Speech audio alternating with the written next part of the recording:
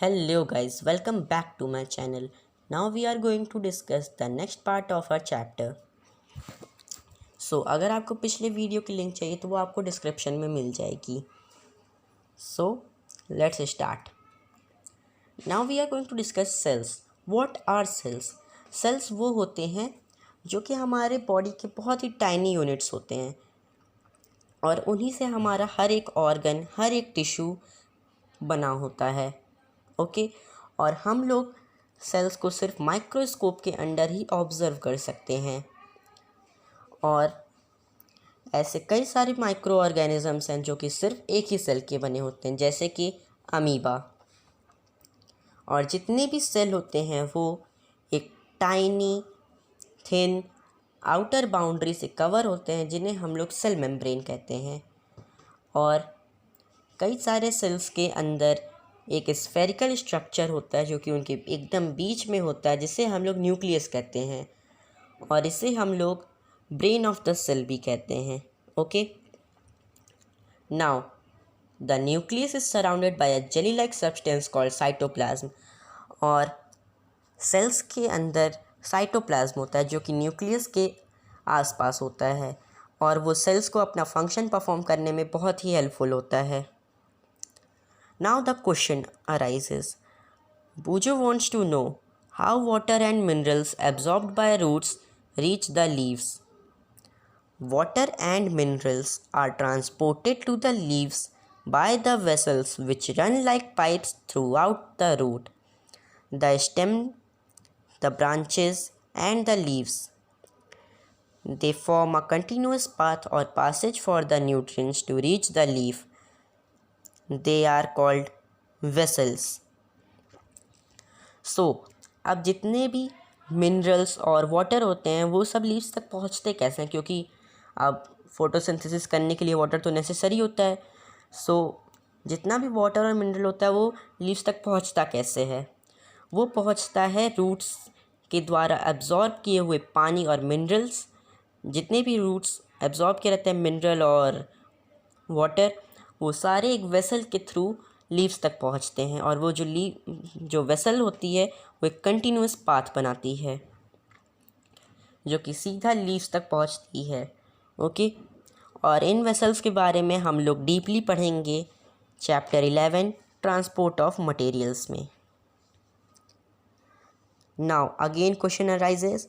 पहेली wants to know what is so special about the leaves that they can synthesize food but other parts of the plants cannot?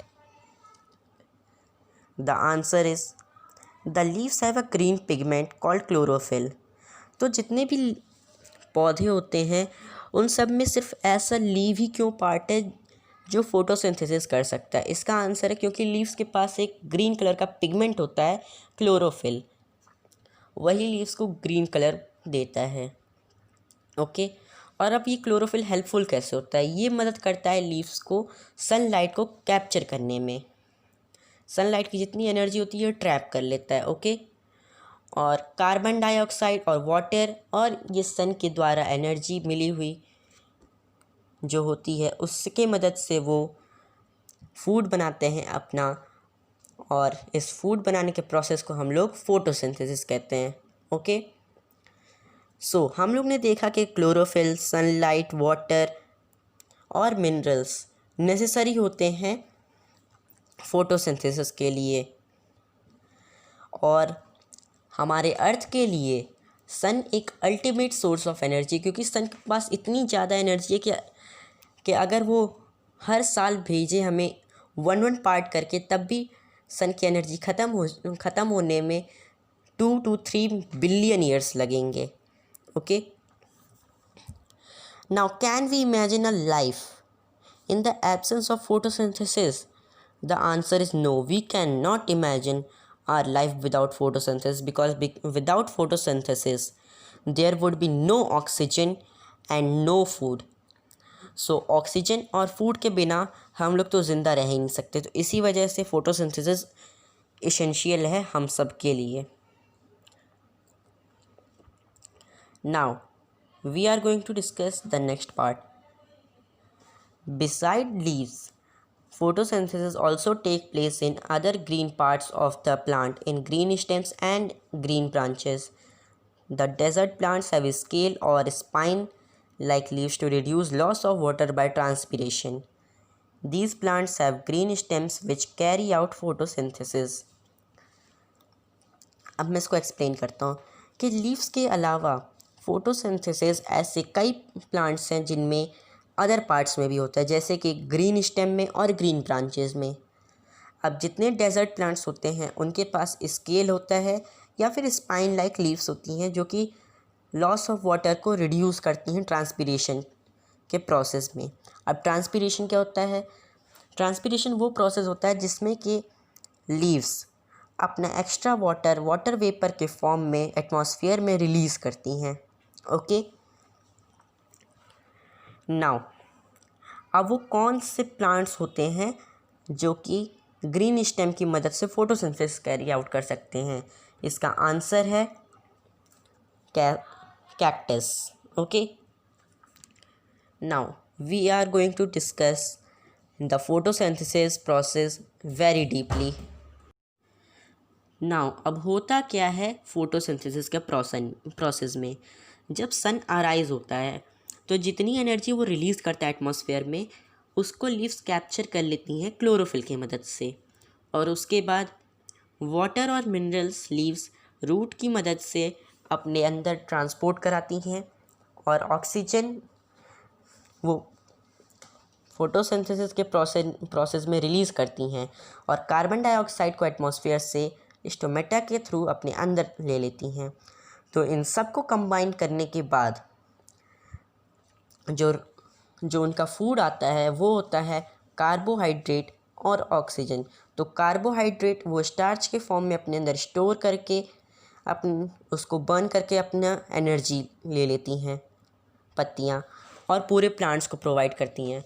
और जितना oxygen निकल के आता है photosynthesis के बाद, उस ऑक्सीजन को लीव्स एटमॉस्फेयर में रिलीज़ कर देती हैं। इसी वजह से लीव्स को हम लोग और प्लांट्स को हम लोग ऑक्सीजन का मेन सोर्स मानते हैं। So during the process oxygen released, the presence of starch in leaves indicates the occurrence of photosynthesis. Starch is also a carbohydrate. जैसा कि मैंने आपको बताया कि लीव्स जो होती हैं वो कार्बोहाइड्रेट को स्टार्च के फॉर्म में अपने अंदर स्टोर कर लेती हैं और ऑक्सीजन को एटमॉस्फेयर में रिलीज़ कर देती हैं। ओके, नाउ अब हम लोग स्टोमेटा को डीपली पढ़ते हैं। तो स्टोमेटा होता क्या है? स्टोमेटा टाइनी पोर्स होते हैं जो कि लीव के बॉटम साइड पर प्रेजेंट होते हैं।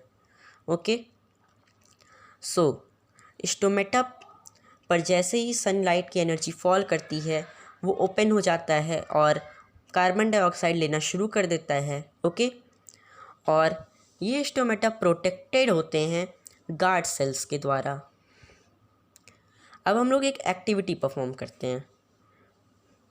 Take 2 potted plants of the same kind, keep one in the dark और in a black box for 72 hours and the other in sunlight.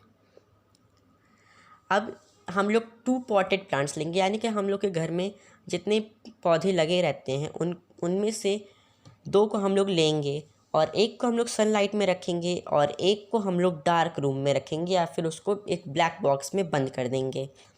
और फिर हम लोग perform iodine test with the leaves of both plants as you did in class 6।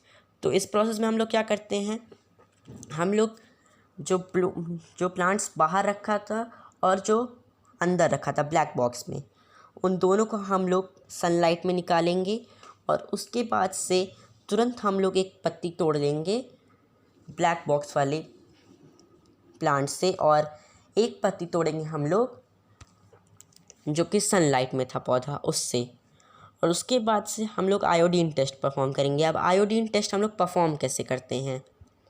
हम लोग पहले दोनों पत्तियों को टेस्ट ट्यूब में बॉईल कर देंगे और उसमें स्पिरिट डाल देंगे, जिससे कि उसका जितना क्लोरोफिल रहेगा वो रिमूव हो जाएगा। और उसके बाद से हम लोग आयोडीन टेस्ट परफॉर्म करेंगे, यानी कि आयोडीन लिक्विड का हम लोग 2 to 3 ड्रॉप्स हम लोग दोनों पत्तियों पे डालेंगे तो हम लोग ऑब्ज़र्व करेंगे कि जितने भी पौधे सनलाइट में थे उन पर यह आयोडीन टेस्ट सक्सेसफुल रहेगा, यानी कि वो ब्लू ब्लैक कलर शो करेगा। इट मीन्स उसमें कार्बोहाइड्रेट प्रेजेंट है। और जो ब्लैक बॉक्स में पौधा रहता है वो ब्लू ब्लैक कलर शो नहीं करेगा, क्योंकि उसमें फोटोसिंथेसिस हो ही नहीं पाएगा, क्योंकि सनलाइट बिल्कुल एब्सेंस रहेगा वहाँ पर, इसीलिए। Okay, now we came to the next part.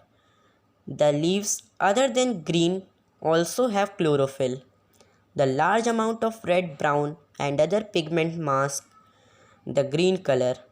Photosynthesis take place in these leaves also. क्या आप लोग ने कभी सोचा कि जितने भी पौधे होते हैं जिसमें जैसे कि रोज़, उसकी पत्तियां पर्पल हो जाती हैं, और भी कई सारे पेड़ होते हैं जिनकी पत्तियां येलो, रेड और ब्राउन हो जाती हैं, तो क्या उनमें फ़ोटोसिंथेसिस नहीं होता?